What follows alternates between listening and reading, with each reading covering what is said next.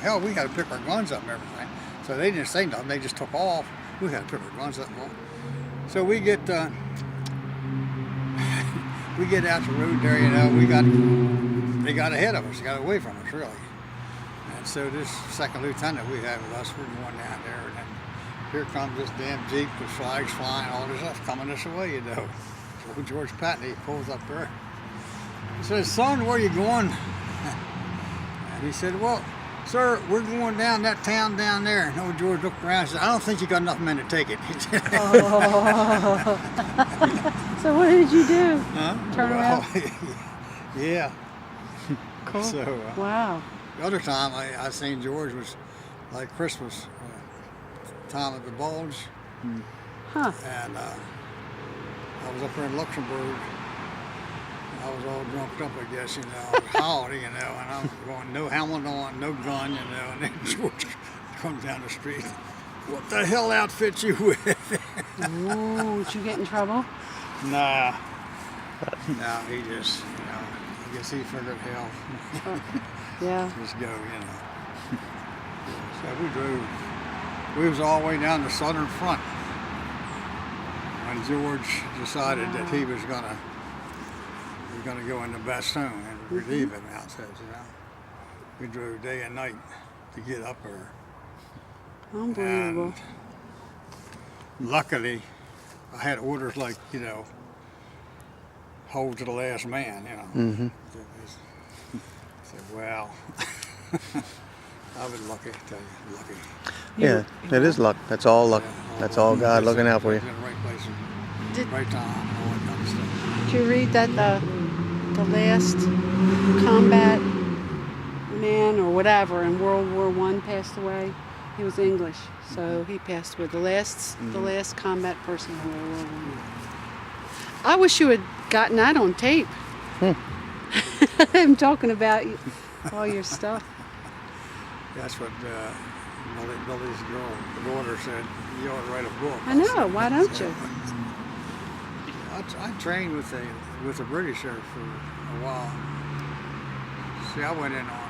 I trained on the high flying, the big guns, and knocking high flyers down. I trained on that for 13 weeks down at Fort Eustis, Virginia. Then I went to England, and then they sent me over to train with the English on these low flying jobs with the small 40 millimeters. They had 37s. Because when they come in off the water over the coast, they're right on top of you. And I would set up on operations. Okay. Well, I was on operations in the London at the airport, and see them planes come in, shot all the hell. Some of them made it, some of them would bomb, blew up right there on the thing. I tell you, I've seen so many bombs and stuff going on that I could read a newspaper on the gun site. Really? It's that bright? Yeah. Wow. Wow. Amazing. I'm so glad you're alive. You made it. So am I. Yeah. How old were you? I was 19 when I went over there. Were you married? No, No? not then. No. You came back and got married? Well, yeah. I fooled around for a while and come back for that. Stayed drunk for about 6 months, I guess, when I got back. Did you really? Yeah, I did. Were you living there? No, No. down there. Yeah, Oh. He's 9 to 16 over there. Well, where were you born though? I was born over in Bainesville. That's, Yeah. you know where Harold Market is there? Yes. Yeah. Well, that next street up is Engie. The fact is they got one of those nursing homes there now. Huh. So if you would drive back Engie Road, nursing homes on that side, and you look down that way at the bottom, my grandfather had 4¼ acres over there, and had a nice spring down the bottom of the hill. It was so good. He had every kind of, I guess that's why I'm doing this stuff, because he had every kind of a damn fruit tree and vegetable and berries you could think of. Had his own cow, made his own butter. Sour. Really? Yeah. That's so. Well, you told me down there was a cabin, There was a log cabin right over there. Yeah, and it was. whose was that? Well, that was part of Grandpa Burton's So it was your grandfather. grandfather's. Okay. He owned all that back in there, all that Really? damn woods, all the way up in there, all the way over there, up to the tire line up on top of the hill there. Oh, really? Yeah. And all this woods back in here is all back to Frog Holler. We call it Frog Holler back there where the gun shop is. We called it Frog Holler back in the Oh, day. yeah. Because you hear frogs hollering, you know. Well, we moved here. When we You don't moved here, hardly hear 'em no, anymore you don't now, hear them though. anymore. They're disappearing. There was a thing Yeah. about that in the paper or television or something sometime back. But it used to be nice spring to you'd hear them. We used to hear them screaming. They were loud. Yeah, They were loud. don't hear it no more. That's bad news. Yeah, you're right. So then you built this. I built this one Mhm. when I built that when I was Talking about the deer you 25. saw. He was saying that the deer eat all of his stuff. Yeah. I saw a group of 4 or 5 deer run through our yard and stop. Well, they're multiplying. Yeah. There was a couple, you know. Yeah. Last year I was telling them I had 150 tomato plants down there, and they come in there and just cut them right off. I never thought they would eat tomato plants. You know how That's a that tough- stuff gets all green, you know. And it's like, when yeah, that's terrible. not. I mean, years ago they never bothered them out there in the field, and then finally they did start, and they would hit a couple of them out there, you know.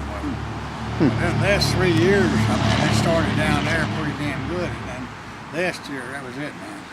He said if you shoot him, he'll help us butcher him. All right. Didn't you say you started one and then it started running this way Yeah. and then it like put on the brakes? Yeah, because another like 4 hopped back over the fence coming this way. See, I was wondering whether they was hopping the fences coming Yeah. up here, because they ate them gardens up, and then they come up and ate this up here last year. So. Well, this was just a couple weeks ago, right? This was just a couple weeks ago. There was, A month ago at the most, he at said. one time, there was about 5 piles of manure out here in my backyard from the Oh, deer. jeez. Yeah, I mean, they just kept coming back, coming back, coming back. So I don't know how these little trees are going to survive this year. They'll probably come up and eat them down, I guess, because I imagine that thing's been hanging on there since last fall. That thing probably ain't no good anymore now. Yeah. If you think about it, there's nobody from here. Yeah. We're not home during the day, so the snowballs stand all day. You know, like they have like the free reign. Yeah, yeah. Well, they started, I guess, and one of them must remember, but how when I had the apple trees sitting down in here, that was like back 4 years ago or something like that. They started because I come down here one day and there they wanted to stand up on their hind legs picking the apples off the tree, Oh, you know. jeez. And then they was going from there down through the woods, and I guess because there's acorns down in that woods there, you know. That little teeny woods that's left. All that woods behind Elvin's, there's nice oak trees there, and even just there, so I guess they went down there to get acorns. How they get back across, I don't know. Whether they go down and go back through, somehow or another they get back through there to get back over the gun. They used to come across, you know, up there, and then they would be down at the bottom over there. Like that. Yeah, well, before the fence, they go anywhere they want. Yeah, right. There was So they could be coming out and crossing over at nighttime, crossing from down in there, coming up. Because I tried to track them one day after it was wet, and their tracks was fresh out in here, and I come over here to try to see if I could pick up the tracks, and I couldn't pick them up. So I'm thinking, well, damn, they might come back down my driveway. hard to track on asphalt. That's just something else. it got chilly standing here. Ain't this crazy weather? Yeah. This is Yeah. May. Yeah, yeah. Crazy weather. Yeah, get out of here. Where are you going? He's going to hit golf balls.